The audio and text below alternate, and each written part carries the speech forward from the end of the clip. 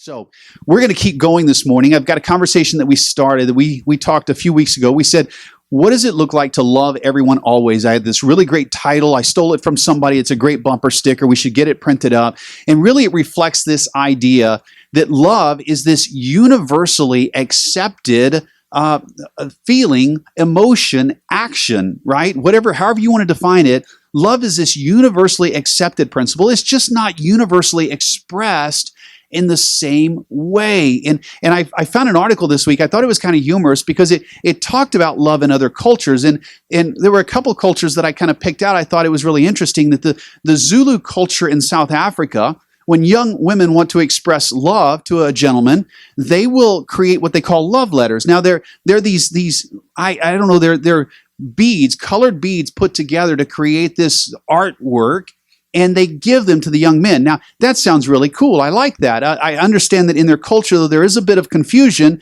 when the young men try to determine what the different colors mean. So even that's a little secretive. So see, they're having trouble even in their culture with that.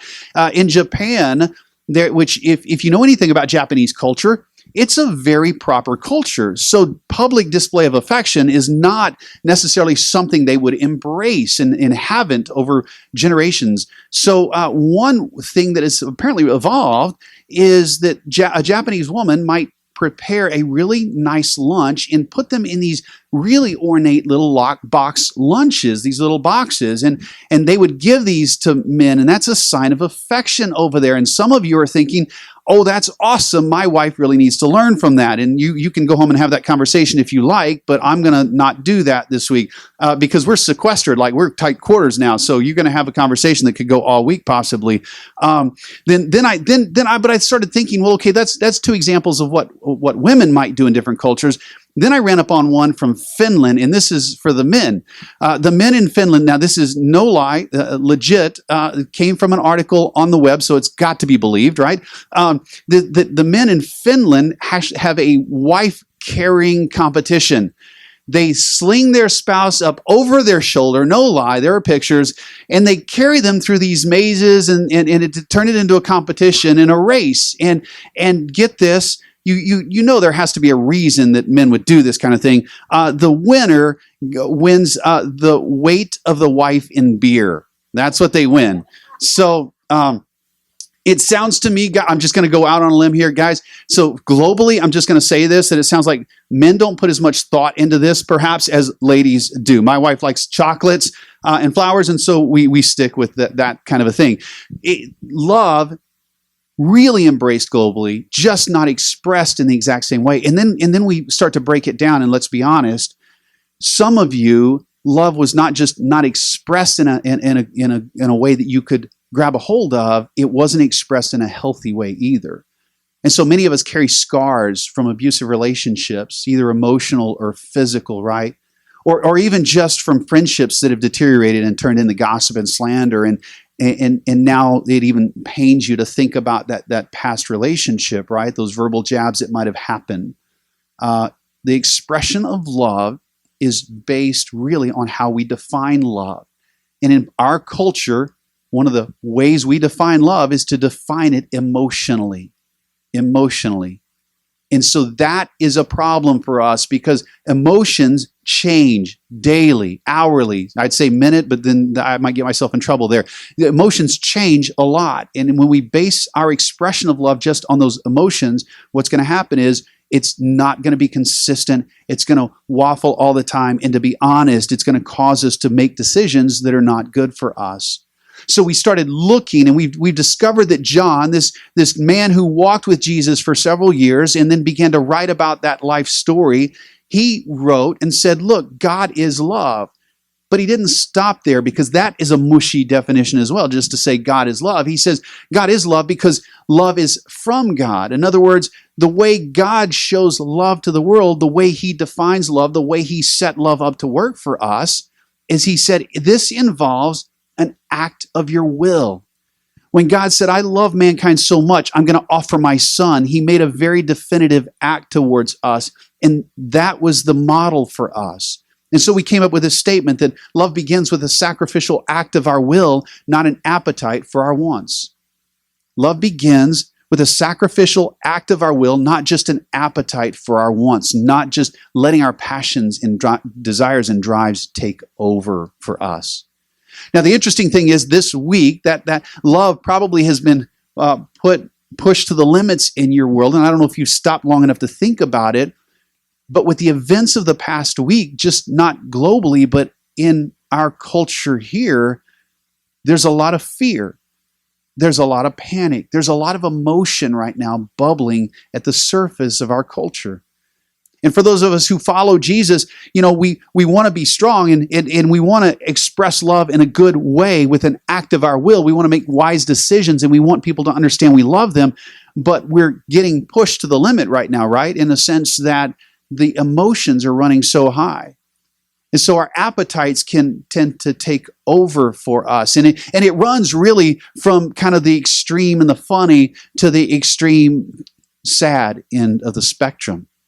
Perhaps a funny end of the spectrum is this meme I saw this week, a roll of toilet paper. You know where I'm going with this one.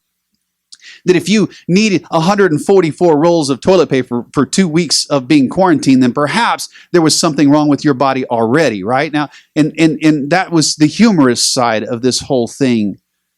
That right now the emotions of the culture are running so high that our appetites are taking over and we're hoarding toilet paper.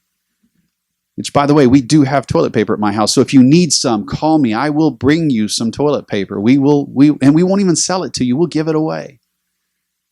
That's the funny side, though. The hard side is to think about the opinions, the things that are in our hearts that don't always come out. And maybe you didn't say this week, but I'm in a text with about 10 other pastors, and we were pinging each other all week long and talking about the situations, and we're in different counties. And so what is being asked of us? And one pastor had to come back, and he was just a little disheartened as he said, I was shutting down the services for this week. I was telling our people where we were headed next, and somebody made the comment, we shouldn't have let all them foreigners in anyway. So from the funny side with toilet paper to the really harsh side of, man, what's in my heart is not always good. That there's something wrong with that attitude. Something wrong in thinking that way.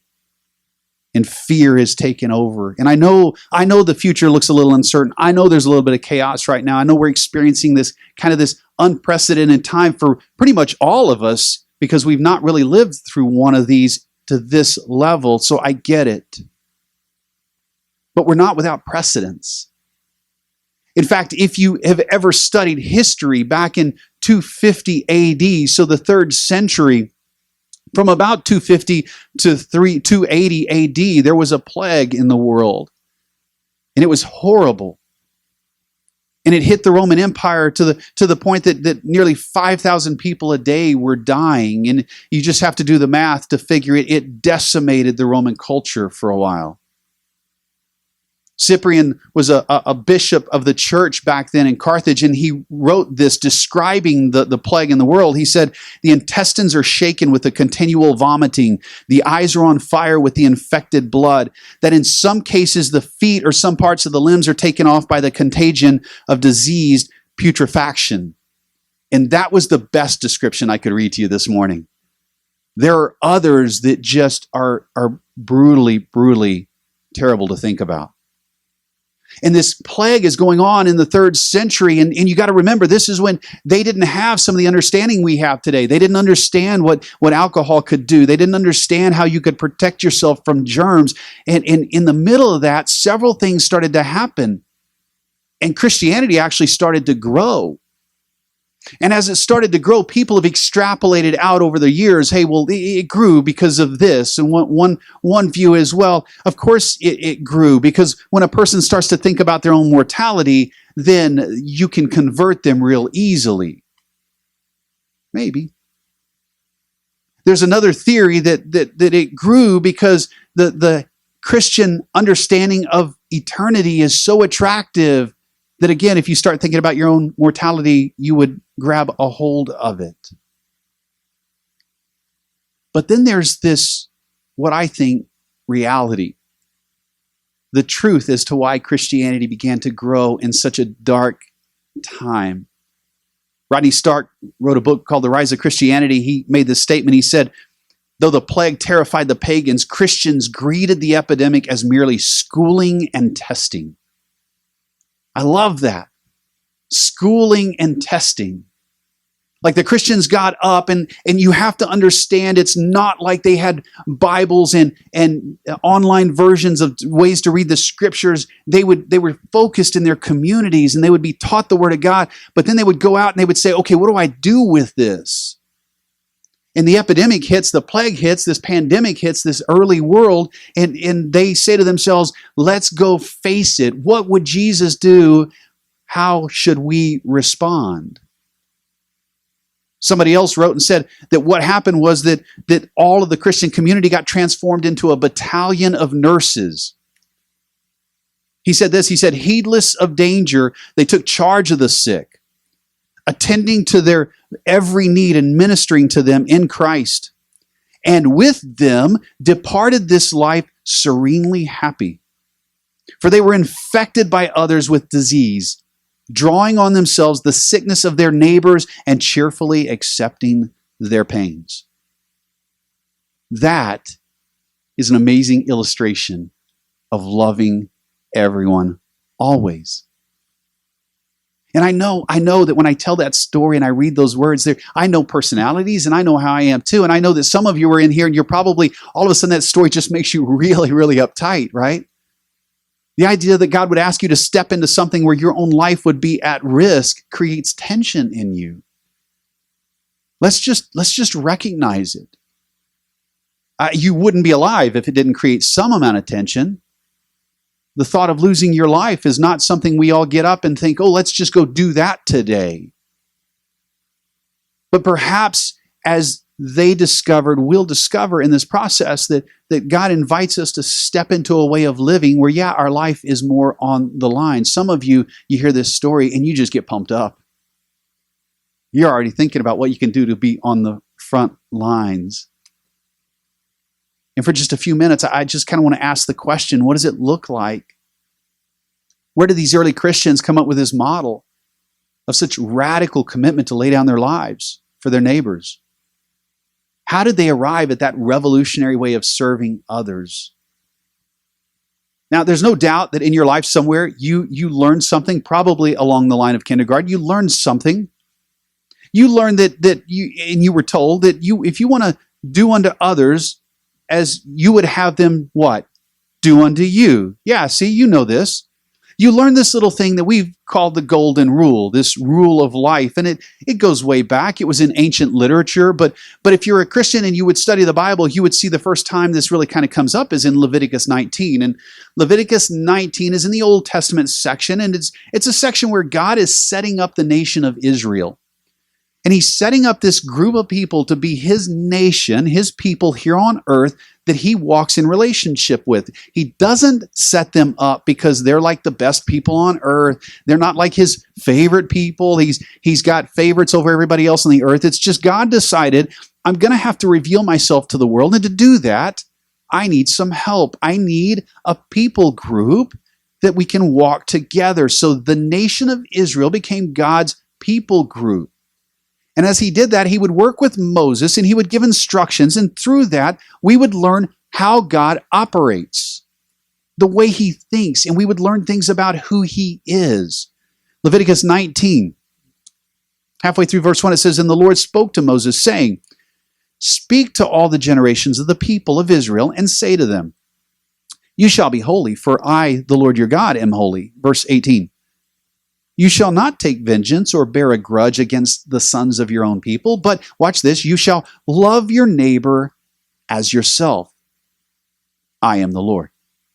He gives that little command, love your neighbor as yourself. And then why? Because I am God. I'm giving you instruction. I am holy. I am just. And so there's this authority. He kind of says his name there. He says, there's this authority in what I'm telling you. And in that, he commands what? He commands people to love other people. And he doesn't say, watch. He doesn't say, do it only for those who have the same moral code as you. He doesn't say, do this because these people have the same political understanding as you. He doesn't say do this because these people are just like you. Nothing like that comes into consideration. In fact, what he says is, I want you to understand that you need to love others because your attitude should be different. What's about my attitude? You should consider other people. You should begin to consider other people. You should stop and think about other people before you act towards those people. Stop and think. Consider those people before you act in those people. Yesterday, we ran to the grocery store. Have you done that yet since all of this has started? Yeah, that's quite an exciting thing. Never seen that before without there having been a tornado or something. We go to the grocery store and there's a fair number of aisles with nothing on the shelves. We got like the last couple of boxes of mac and cheese. Sorry, but that's a staple for my house still. And so we got the last couple of boxes but man, everything was gone and people are just bustling around and they're just throwing things in their cart. And it's interesting to kind of the feel in the store is just a little odd right now. You can sense the chaos. You can sense the uncertainty. And so we go to checkout. And what we always do is we go through the self-checkout lines where you scan things yourself. And it doesn't take me long. I'm scanning some things and I hear and notice this couple next to us. And this couple next to us at the other register are in the risk category of life. They're an older couple and they're at most risk. They're the ones that we're learning should probably be very careful about where they go. And they're checking out, and I kind of start to notice that they're not just checking out, they're kind of just like having fun with this thing. I don't go to the grocery store to have fun, okay? Never. It's not my thing. And bagging my own groceries, there's just nothing fun for me about that. But they're like having fun, and they're getting the groceries, and they're stacking them just right, and the wife's tying the bags up. She goes, okay, let's do it this way so it doesn't slide around in the back of the truck. And they're just enjoying the morning. And I'm thinking to myself, what's wrong with these people? I mean, read the store. Nobody's here to enjoy the morning, but they are. And pretty soon, my wife, they kind of strike up a conversation because we've been known to do that. And before we leave this couple, they were very intent on making sure that we knew it was still a good day. They just had this spirit about them, and that God was ultimately in charge. And it was not that it was going to be okay, but you could still find some joy in the moment. And the lady even made some comment to the point that she said, I just want people to know some joy today. So I'm just trying to spread that. She was considering the people around her in the way she went through her day. And it made a difference. We left and drove away talking about that couple.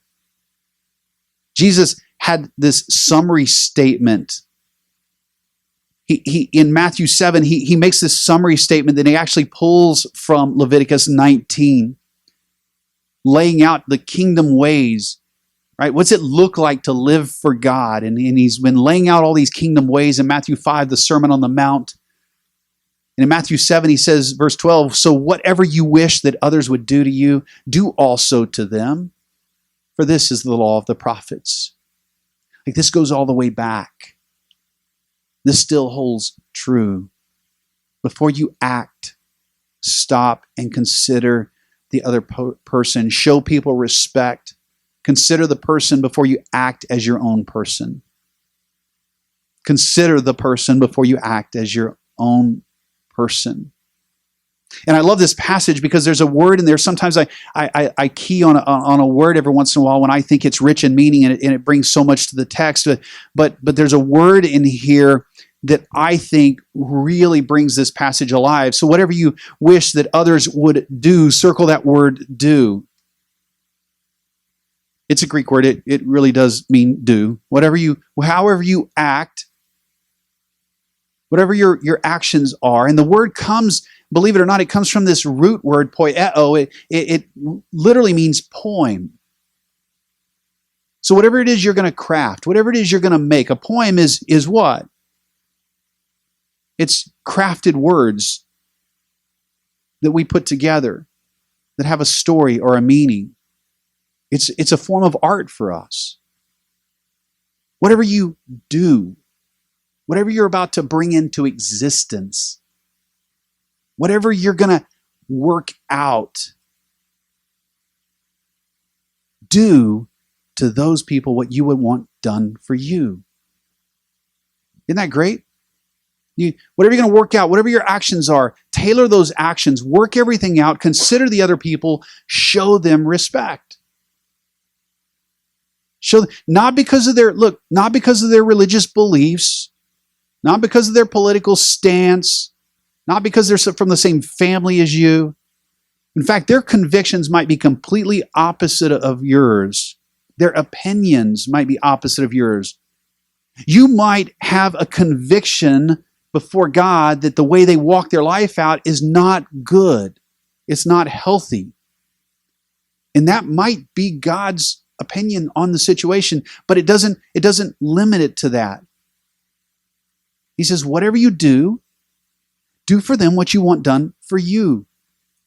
Forget all of those other conviction pieces, because these are individuals. They're people. They have value. They were created by God. Paul talks about this in Ephesians 2, and I love this because you're going to see how we connect these two together. Verse 10, Paul will say, for we are his workmanship. Circle that word, workmanship, created in Christ Jesus for good works, which God prepared beforehand that we should walk in them. Workmanship. That word workmanship comes from the same word, poieo, that the word do in Matthew 7 comes from. We are God's craft. We are God's doing. People are God's doing. He works us. He brought us into existence. And that makes you unique and special. That you were designed to be enjoyed by Him, and you were designed to fill a special place for Him. You are living art. You are living art, and so is every person who's ever lived, who's living right now, and whoever will live in the future. People are God's doing, and they deserve to be considered, and they deserve respect. I love art. In fact, this piece hanging on the wall behind me is one of my all-time favorites. My sister gave me this print a few years back. This is from The Creation of Adam by Michelangelo. It's on the Sistine Chapel on the ceiling. So I've never been there. I've never seen it live, but this is by far one of my all-time favorites. It shows the hand of God reaching out in a creative fashion. And of course, it was painted by a man. It was. There may be flaws. You may say, oh, there's a flaw in his thinking here or there, but it's beautiful art. It shows that we've thought about what it means to be created by God. I love that. That is art. Have you ever seen a Jackson Pollock? Let me show you a Jackson Pollock. Look on the screen. This is what a Jackson Pollock looks like.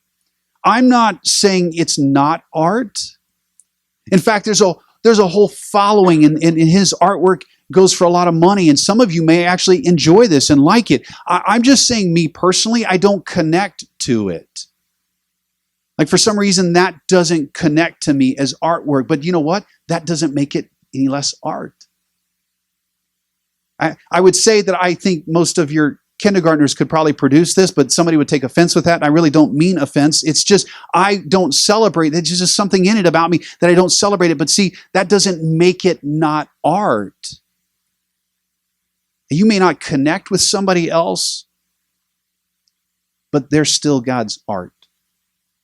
They're God's doing. They're God's craftsmanship. They're God's work in this world. And if you follow Christ, if you've discovered this amazing grace that He's offered you in your life, then how can we do anything else but offer grace to every person that, watch this, carries the thumbprint, the fingerprints of God in their life. They are God's doing. They are His craftsmanship, and they deserve respect. One commentator said it this way: as Christians, we're to engage by sympathetic imagination with the reality of the other person's experience. I love that. I just pulled it out of context totally, but I love that idea that when you think about people and who they are and their experiences, even though they're vastly different than yours, and you may not always agree with the outcome in their lives, that we should in some ways use this imagination that we have to see them for who they are.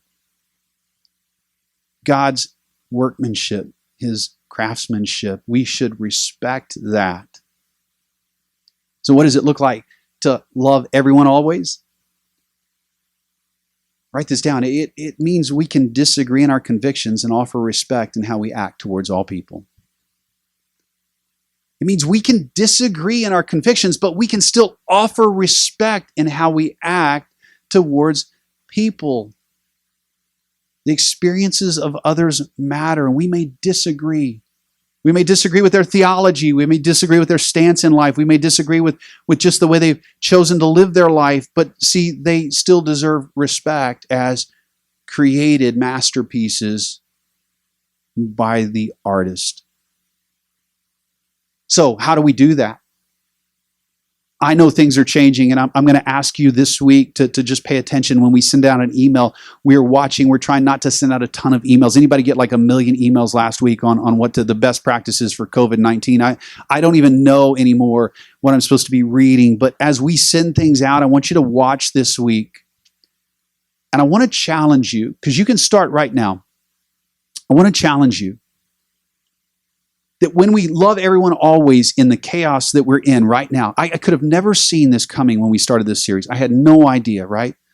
But where we are with loving everyone always right now and showing people respect, we could start with just the things at our front doorstep. Check in with your at-risk neighbors this week. Before we ran to the store yesterday, we texted a neighbor, hey, do you need anything? If you know there's somebody who may be afraid to get out, maybe they can't get out. Maybe they've already got sick. I mean, this is Texas, okay? We don't know if we've got COVID-19 right now or if I've got allergies. I mean, just be honest. The tree pollen is killing me. But just stop and think, are there people that are at risk around you that maybe you can help? Ask them if they need something. Check in with them. Second, stay in contact with people. I get it. I get that probably this gathering will not happen next week as we work with the city and the county, and we really want to find the way to love our community well. And part of that is to follow the cautions. And we really believe that the city and the county are going to ask us to curtail getting together. And for a while, this may not be able to happen like this, but don't forget community. Stay in contact with people. Right? Loneliness is already at an epidemic level in our country. This could make it worse. While a week of Netflix sounds really good, it's not. It's not.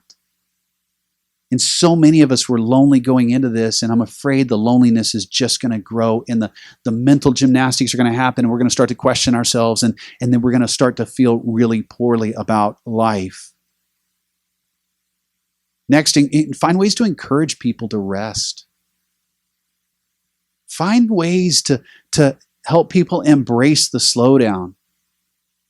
I can't help but think that God might be slowing the world down for just a second, stopping the chaos of travel. And not that it's a bad thing, but getting people to maybe just pull back for just a second and take a rest.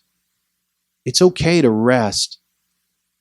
Jesus would always ask really pertinent questions. And one time he said, by the way, anybody in the crowd, if you stay up all night and you worry about everything, are you going to add even an hour to your lifespan? No, you're not. You're going to take away an hour probably. So embrace the slowdown for just a little bit and rest. Find ways to rest. Some of us need that desperately. And then watch for the needs as they come up. We're going to share with you. We just discovered that the school right here next to us that we support is going to be giving away lunches all week.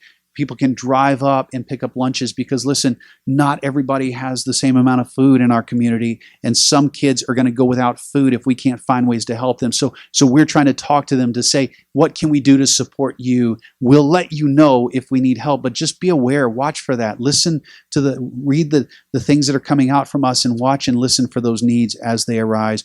What does it mean to love everyone always? It means we can disagree with our convictions, but offer respect in the way we act towards all people. Now's the time to ask, what does it look like to respect the people around me? Pray with me.